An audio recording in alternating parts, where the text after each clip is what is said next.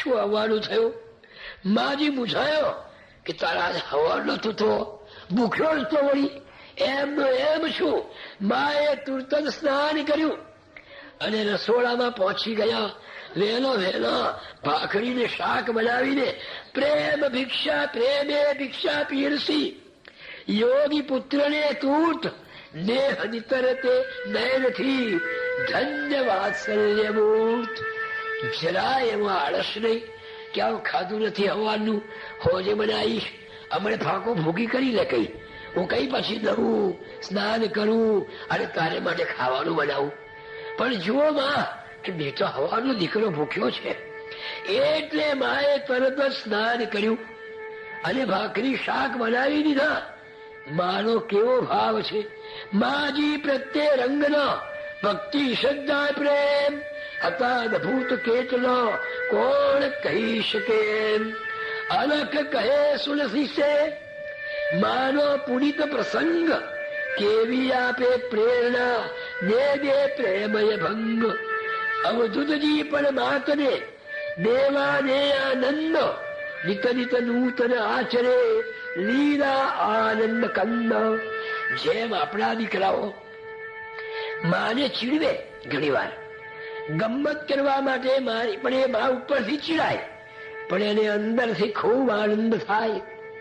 માતૃત્વનો આનંદ એ તો બ્રહ્માનંદ છે. હા, મા જે આનંદ માણી શકે છે જયારે બાળક એનો પાલવ ખેંચતો હોય, ના ચાલ ચાલ કરીને ઉપરથી માં ખીજવાય, રહેવા દે ને, પણ એના અંતરમાં એટલો આનંદ થાય છે.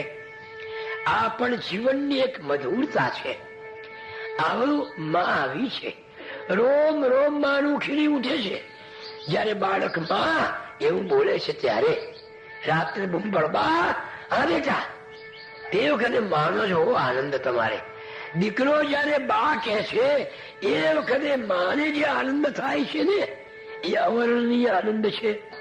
માને આ પ્રમાણે આનંદ આપે. દીકરા ભણેલા હોય અંગ્રેજી અને મા ભણ હોય એટલે દીકરાઓ માની ગમ્મત કરે. એ એક માને સ્ટવ પણ આવડે એટલે ટવ કે ટવ એટલે કે ભાઈ નું નામ દે, જે નામ હોય છે, રમણ બાને ટવ હરગાઈ આપણા ટવ એમ કરીને માની મસ્કરી કરીને પણ માને એમાં આનંદ થાય. કારણ કે માતૃ પ્રેમની આ ચરમ સીમા છે. મા અને દીકરાના પ્રેમની ચરમ સીમા. બાપજી પણ માજીને એવો આનંદ આપતા હતા. એક દિવસે માજી ખુશમાં જોયા બાપજીએ કે લાવ આજે ગમ્મત કરું જરા. માજી હતી પડો હળવાસની અને માજી હતા પ્રસન્ન. જોતા શ્રી અવધૂતજીએ કઈક વિચાર્યું મન, લાવ આજ માજી તરું કર્યું જરા ગમ્મત, ચીડવી માના હૃદયને આપું હર્ષ અત્યંત.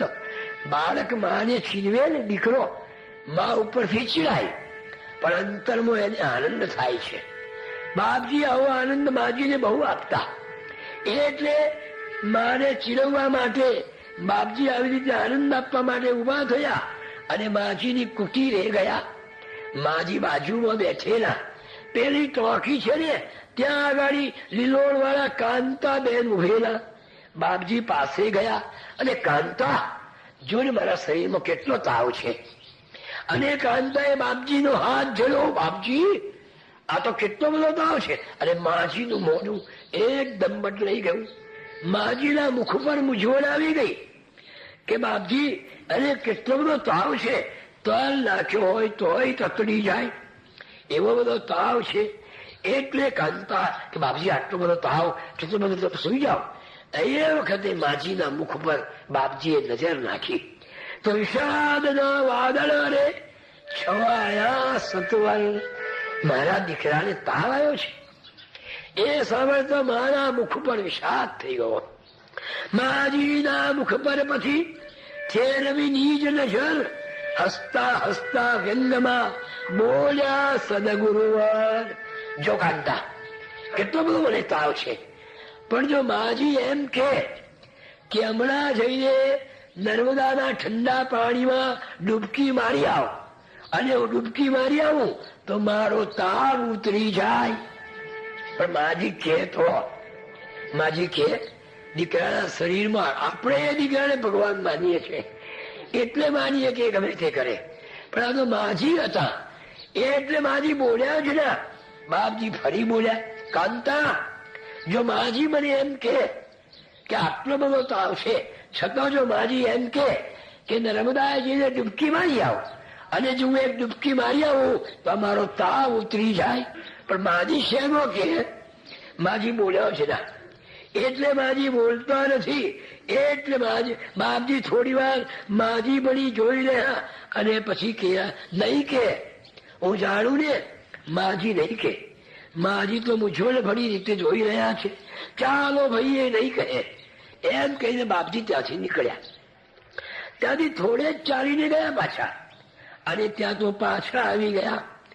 એટલે બાપજી જયારે ચાલીને થોડે લગી ગયા એટલે માજી કાંતાને કહેવા લાગ્યા. ત્યાં તો માજી કાંતાને કહેવા લાગ્યા, આમ આ તો પહેલેથી જ છે અવળચંડો બેન, આ પહેલેથી અવળચંડો છે.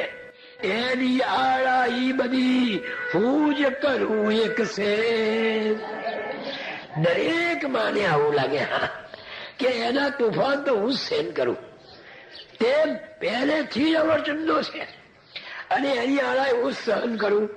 જો હું બોલી હોત તો એ રેવાય જાત. તાવ ધખે છે તોય પણ ઠંડા જલમો નાથ. આવો છે એટલે હું બોલી ના. જો બોલી હોત ને તો જાત. તેથી હું બોલી નહીં અને રાખ્યું મૌન અતૂટ. અવળચંડાની સાતસી કરવી માથા કૂટ. અવળચંડા જો એવું મારી કરવી જ નહીં. વાંચી કે છે કેવો પ્રેમ છે મા દીકરાનો. જે સાંભળતા હશે એને ધન્યવાદ છે. હજી એમ બોલીને માજી ત્યાં તાતૂત બચ્ચેથી પાછા ભર્યા. સમર્થ એ અવધૂત.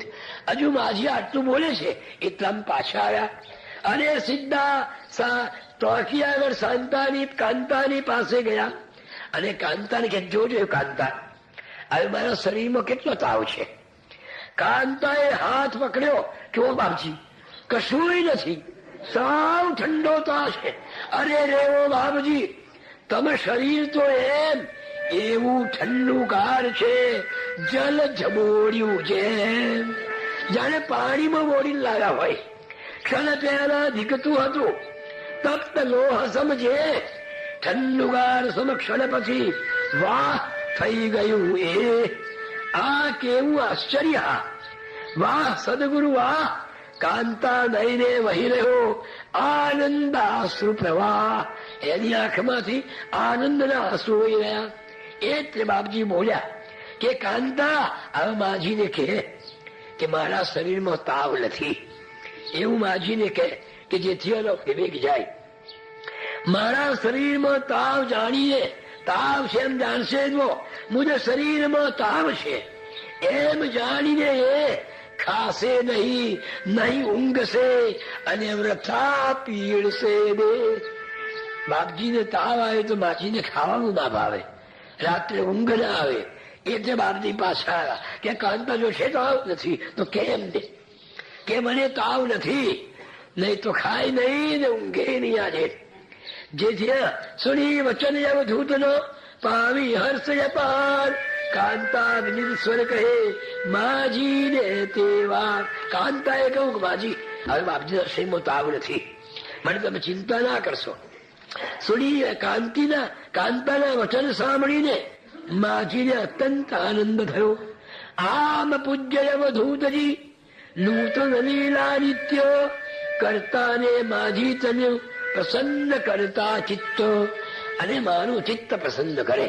કઈ રીતે માને આનંદ થાય, કઈ રીતે માં નારાયણનો ખા એ ભૂલે એ રીતે ભગવાન આ પ્રમાણે દરરોજ કરે.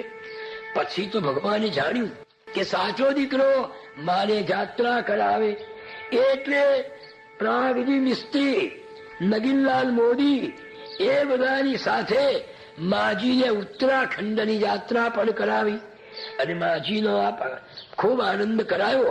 અને માજીને એક દીકરો જે રીતે સંસારી દીકરો જે રીતે પોતાની માને આનંદ આપે એમ અવધૂત પણ આનંદ આપતા. માજી સોળું પહેરીને પવિત્રતાથી રસોઈ બનાવે. બરાબર 10 વાગે એટલે અવધૂતજી ભિક્ષા લેવા આવે. માજી એમને સાત્વિક અન્ન પીરસે.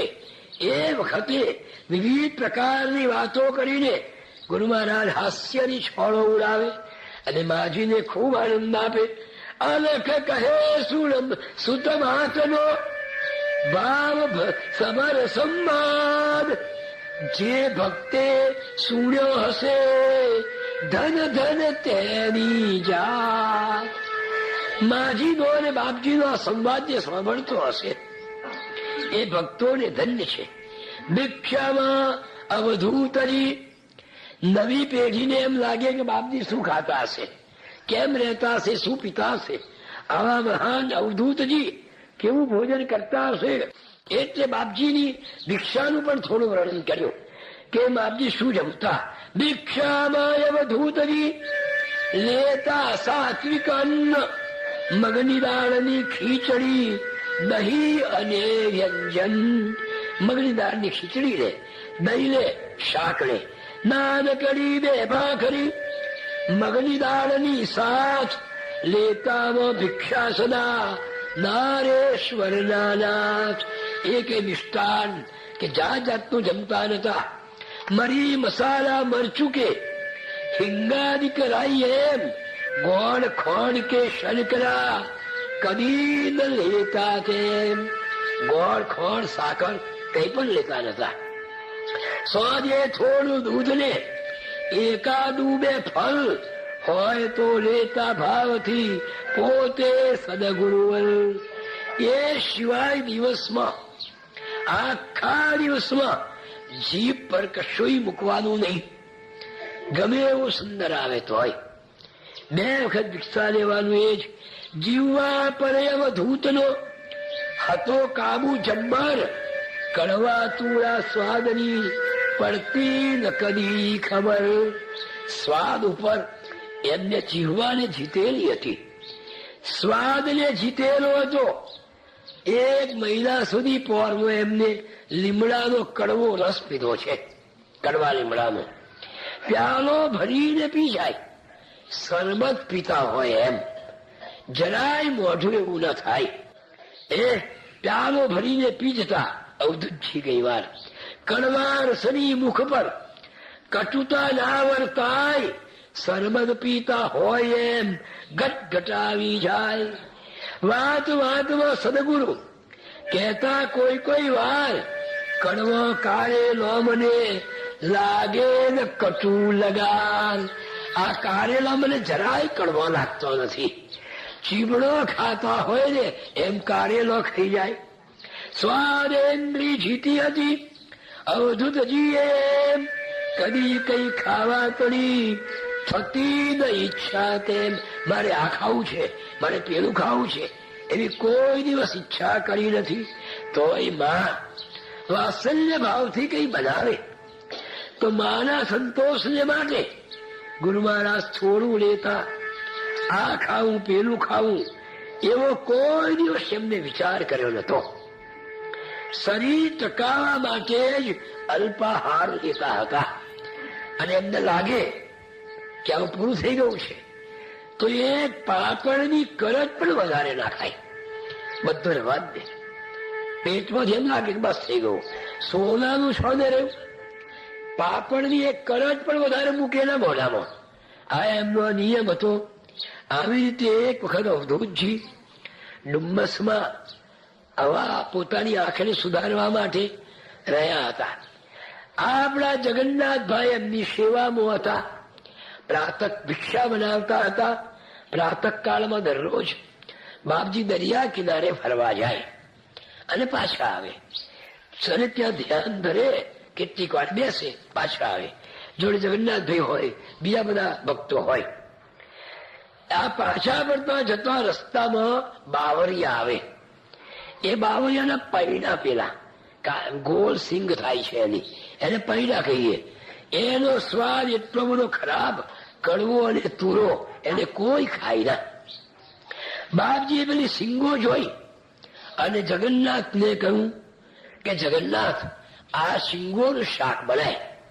કે બાપજી, આ બાવળિયાના પૈડાનું તો શાક થતું હશે, એને કોઈ ખાય ના. ના કેમ ખાય? આપણે ખાવું છે. અરે બાપજી, કેટલું બધું આ તો કડવું અને ખરાબ રાખશે. પેલો બકરો ખાય તો બકરો ખાય તો આપણાથી કેમ ના ખવાય? પકડાય જ ના કોઈથી. હા, એવી એમની મેધા શક્તિ હતી. આપણે ખાવું છે. દરરોજ કે જગન્નાથે જાણ્યું કે નહીં છોડે. એટલે એક દિવસે કુડી સિંગો મંગાવી, એને સમારી સારી ધોઈ નાખી અને પછી એને બાફી. જગન્નાથભાઈ કે છે, જે વાસણમાં બાફી એ વાસણ એટલું ગંધાય કે ઉભા ના રહેવાય. હવે તો બાફી પછી જરા કિંચિત ઘી અને જીરું નાખી અને એને વઘાર્યું શાક, અને વઘારી અને બાપજીની ભિક્ષા આલેવા આવ્યા એટલે મૂક્યું. એટલું ભયંકર ગંધ મારે કે નાકના ટેરવા ઊંચા ચડી જાય. જગન્નાથ કે છે, બાપજી આવ્યા, મેં શાક પીરશું. મારા મનમાં કે શોન ખાતા, એક જરીકે ખવાવાનું નથી, એક ગરમ કરશે પછી ખાઈ નહીં, એવું જગન્નાથના મનમાં હતું. પણ જ્યાં શાક મૂક્યું ને ખીચડી સાથે તો સબક બધું સાપ સબકાઈ ગયા. જગન્નાથ તો જોઈ રહ્યા. જગન્નાથ સદગુરુ તળી જોઈ લીલાયત ભૂત, મનનો મન વંદી રહ્યા, જીતેન્દ્રિય અવધૂત. મને બધું શાક ખાઈ ગયા. અને કે તું ખાઈ ભાઈ, કે હું કે પાલો ખાઉં બાપજી. આવા અવધૂતજીએ સ્વાદ જીત્યા હતા. એક વખત અવધૂતજી જગન્નાથજીની સાથે આબુ પર જવા લાગ્યા, ગુરુ શિખર પર ભગવાનના દર્શન કરવા. મોટરમાં બેસવાનું નહીં, ચાલીને જવાનું. એટલે ધીમે ધીમે ચાલતા મુકામ કરતા કરતા આગળ જાય. નખી તળાવ આવી પહોંચ્યું. બાપજીએ કહ્યું, એ મુકામ કરીએ આપણે. નખી તળાવના સુંદર પથ્થરો, ત્યાં સ્નાન કર્યું. બાપજી પથ્થર પર ધ્યાનમાં બેઠા. જગન્નાથને કે મારી ભિક્ષા બનાવીને આવે. સાદે સાધન લાવેલા એટલે લાકડો લાવી, પથરા મૂકી, તપેલી મૂકી, ખીચડી ઓળી જગન્નાથે અને પછી બનાવી. હવે ઘી ના મળ્યું. સારું, બાપજીને માટે તો ચોખ્ખું જોઈએ ને. દહીં ના મળ્યું, કઈ શું મળે? કોઈ શાક ના મળ્યું. એટલે હવે એકલી જ ખીચડી. શું કરીશું? જગન્નાથે કહ્યું કે બાપજી, એકલી જ ખીચડી છે, આવો પધારો જમવા. બાપજી ઉઠીને ભિક્ષા લેવા માટે આવ્યા.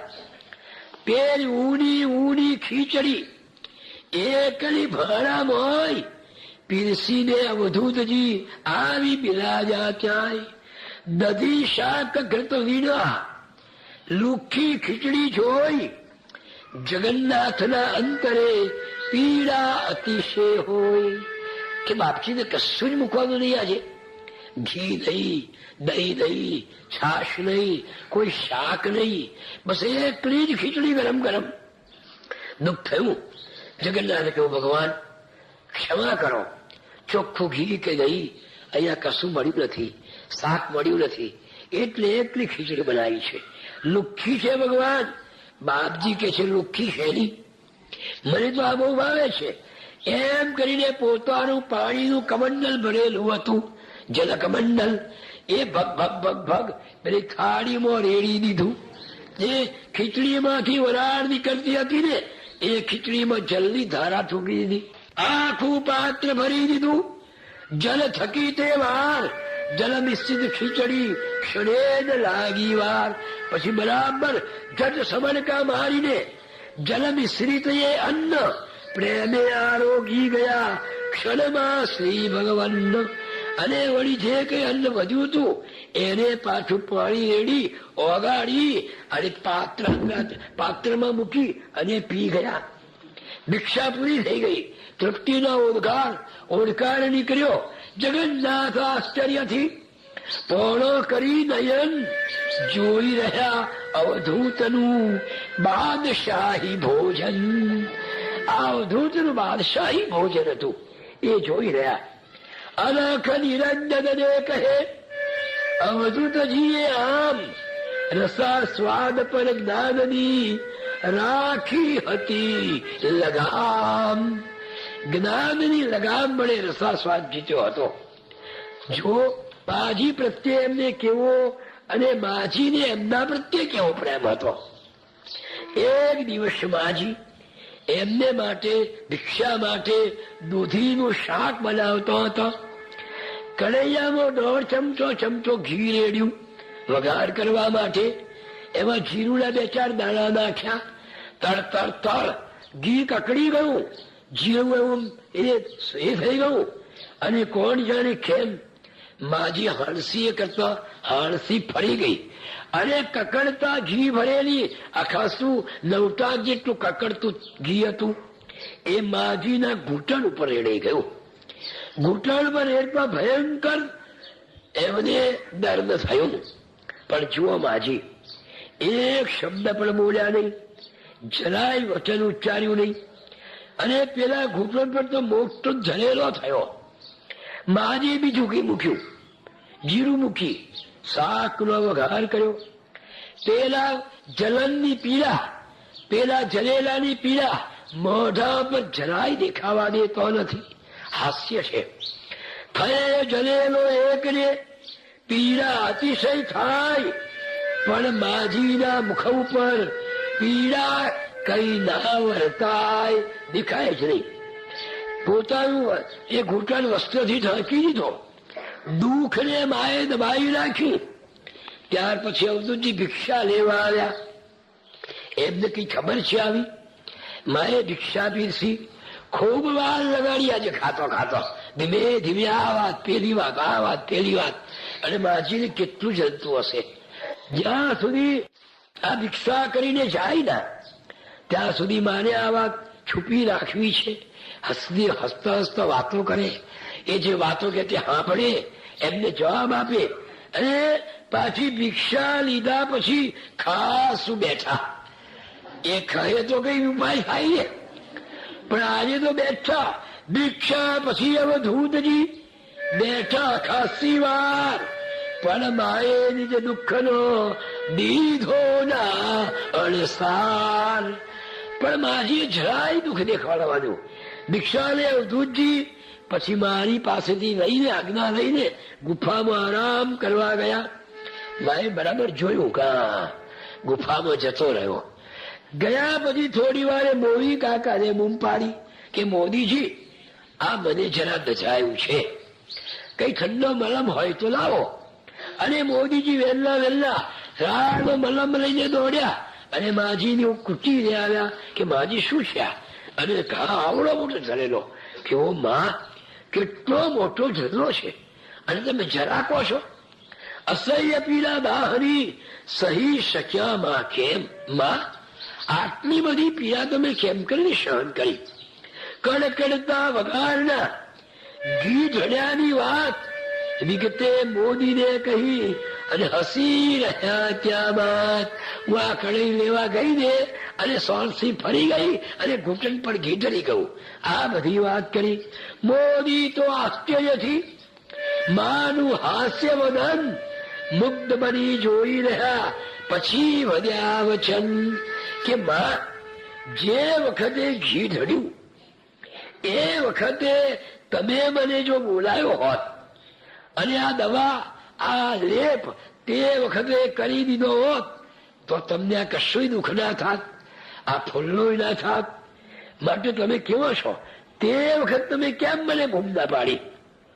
સડી વચન મોદી તળો માં રૂકમા પર ભર. મોદી પર નાખી રહ્યા અગમ્ય ભાવ નજર. કેવી નજર નાખી! જાણે તપસી મોદીને કહેતી હોય નજર, માની મમતાની તને ક્યાંથી પડે ખબર? મોદી, માની મમતાની ખબર તને ક્યાંથી પડે? પછી નજર સ્થિર કરીને માં રકમામાં બોલ્યા, જો મોદી, મેં બૂમ પાડી હોત ને તો બધા ભેગા થઈ જાત, આખા નારેશ્વરમાં વાત ફેરાઈ જાત કે માજી દાજા. બાબુને ખબર પડત, બાબુ દોડતો આવત અને મારો જનેલો અમારું દુઃખ જોઈને એનાથી સહન ના થાત. એટલે બાબુ તું જાણે છે ને, બાબુ તો અવળચંડો છે. એટલે શું કરત કે આ શાક ખાઉં છું તારે માજી દાજો ને, મને શાક ખાવા તણી બુરી પડી છે ટેવ, તેથી માજી આજ રે દાજી ગયા તતખેવ. મારા શાકના શોખથી માજી પામ્યો દા, બડ્યો શોખ જે માજીના દિલને આપે આ. જે શોખથી માજી દુઃખી થયા એ શોખને શું કરવાનો? એટલે પાંડુરંગ શું કરે, મારે આજથી શાક ખાવાનું બંધ કરી દે. એમ જો બાબુ ઉત્તેજિત થઈ જાય અને શાક ખાવાનું છોડી દે, એ બીકે એ ધાકે મેં તમોને તે વખતે બૂમ ના પાડી. જો આ માનો પ્રેમ કેટલો છે! દીકરો શાક ખાવાનું ન છોડી દે, એ માટે આટલું બધું શરીર દાજ્યું હતું છતાં મોઢામાંથી હરફ નથી કાઢી. સુડી વાત માજી તણી મોદીજીના નયન, ગંગા જમના સમયા વહી રહ્યા તત્ક્ષણ.